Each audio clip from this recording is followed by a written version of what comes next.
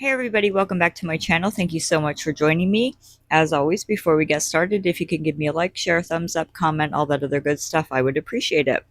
So we're actually going to get into day 11 of the Lindsay Clancy trial, and we're going to do like we did yesterday, go on to Reddit and just go over a summary. Again, if you want the audio from the actual trial, let me know, give me a comment, and we can certainly do that if you prefer. So, the first witness was Ms. Paul, and she was with South Shore Health. She was called by the prosecution. She is a social worker involved via referral from Patrick's mother. She treated Lancy postpartum, provided cell phone access. On cross, the defense praised her professionalism. And exhibits 222, which were social health records, were admitted. Witness number 2 was Rebecca Gelada, and the direct examination was the background. So she's a psychiatric nurse practitioner, RN since 2017, MSN since 2019. Experience in detox, outpatient therapy, respite care, works at South Shore Health since 2021. The November 29th telehealth visit, the duration was 30 minutes. Mental status, anxious mood, congruent effect, linear thought process, no SIHI, no mania, no psychosis. The screening, the EPDS was 17/30, which is moderate to severe. The GAD-7 was 14/21, which is moderate to severe. The plan was to continue Remeron 15 milligram, Ativan as needed, mindfulness, exercise, weekly follow-up, and MyChart messaging. On November 30th, from MyChart, Lindsay asked to stop Remeron, reports worsening depression and 2 hours sleep. Provider assesses suicidally, not suicidal, but can't go on like this.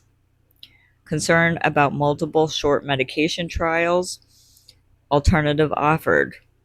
Restart Prozac and add Seroquel 25 milligrams. Continue Remeron or switch. Mood chart sent. Nurse called Lindsay. Lindsay agreed to plan. December 1st, through MyChart. Lindsay reports intrusive thoughts. Stop Remeron once Prozac plus Ativan and Benadryl. Provider sends postpartum depression anxiety info, explains intrusive thoughts. Lindsay agrees to try Remeron and Seroquel that night. Provider sends medication question and answer, provide postpartum resources. December 6th was an in-person visit. Lindsay brings husband Patrick.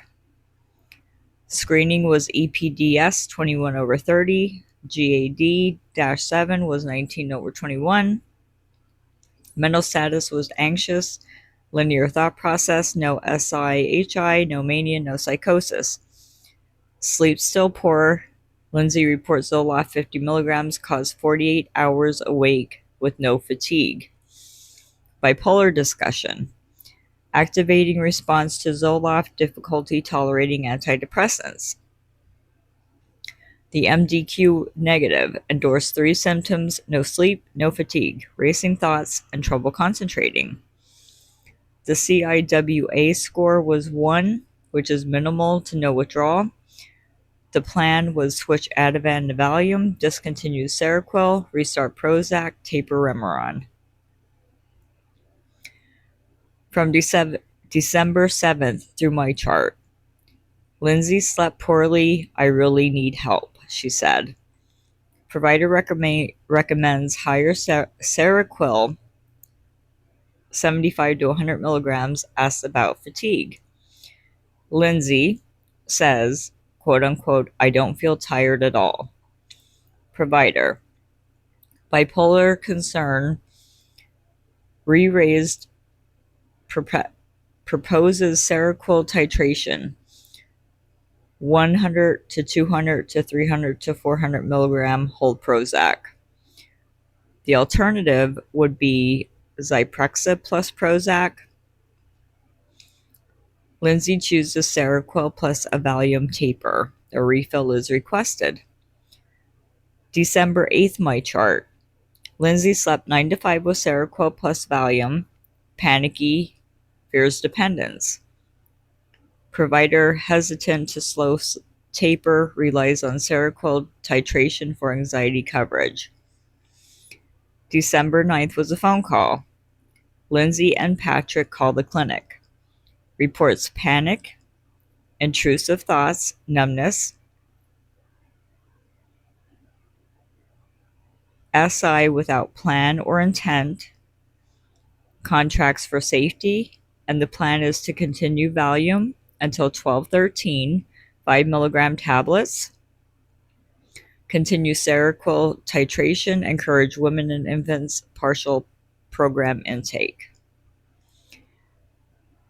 December 20th, Women and Infants Hospital. Lindsay attends intake, waits 8 hours, not admitted. Record states provider attempted to reach Gilletta. Gilletta states she received no call. Defense asserts program declined due to overmedication. Gilletta cannot confirm. So this is now the cross-examination. And the first one is the treatment volume. Lindsay saw psychiatrist Dr. Tufts 14 times between September and December. She saw Gilletta 3 times, total 17 mental health contacts in 4 months. Medication history. Defense lists extensive prescriptions from Tufts. Zoloft, lorazepam, hydroxyzine, buspirone, and trazodone. Gilletta confirmed she checked PMP but did not download records. Gilletta's prescriptions. Multiple Valium scripts between 5 milligram and 2 milligram. Multiple Seroquel scripts between 25, 100 milligram, and 300 milligram.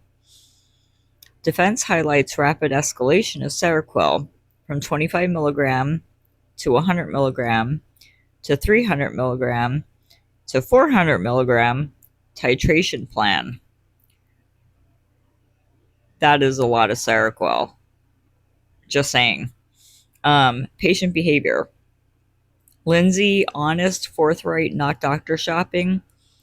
Googled medications extensively due to fear.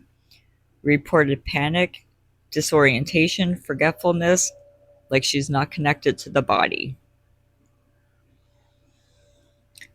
The Women and Infants Program. Defense asserts diagnosis, quote unquote, depression due to adverse drug effects.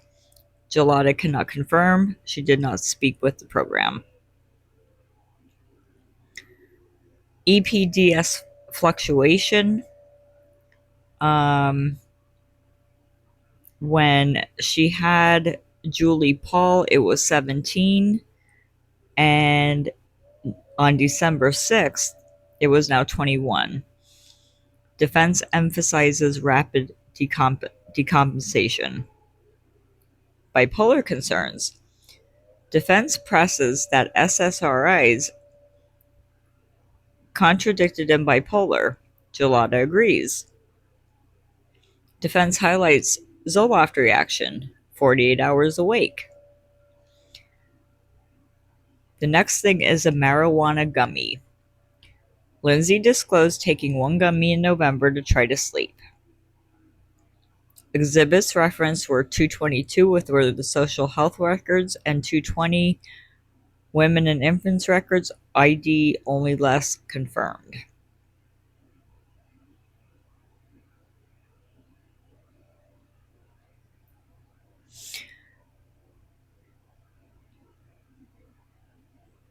So this was out of the jury presence. The defense motion to add Emily Thorndike as a witness. And the issues would be relevance of staffing practices at McLean Hospital. Witness followed trial on TikTok. Sequestration concerns. Witness left McLean 1 year before Lindsay's admission. The defense argues the need to refute prosecution's betrayal of McLean. The judge takes motion under advisement, suggests possible or alternative witness will review McLean records and prior testimony. The arguments from the defense. Rebuke McLean's staffing portrayal. Witness has 7+ experience. TikTok video alleging misrepresentations. The Commonwealth says late disclosure, sequestration violation, witness not present during Lindsay's stay, records already in evidence. The judge's ruling and instruction was to take motion under advisement. The judge suggests possible alternative witnesses will review McLean records and prior testimony. I was actually just going through to make sure that I got everything because it seemed like I ran through that real quick, but it looks like we got everything, I think. I will actually double check later to make sure that that wasn't like a morning or just an afternoon one, but I gotta say, I don't know. There's a lot of freaking medications here. A lot. And I guess the other question that I have is, why is nobody checking anybody else's records? I'm a little bit confused about that. But all right. So we will see what happens tomorrow, and we will have it up for you. Thanks for joining me, and that is the summary, and that's from Reddit. Like I said, if you would like to hear the actual audio, we can do that again. I just didn't like how it sounded, so just let me know. All right, we'll talk soon, guys. Bye.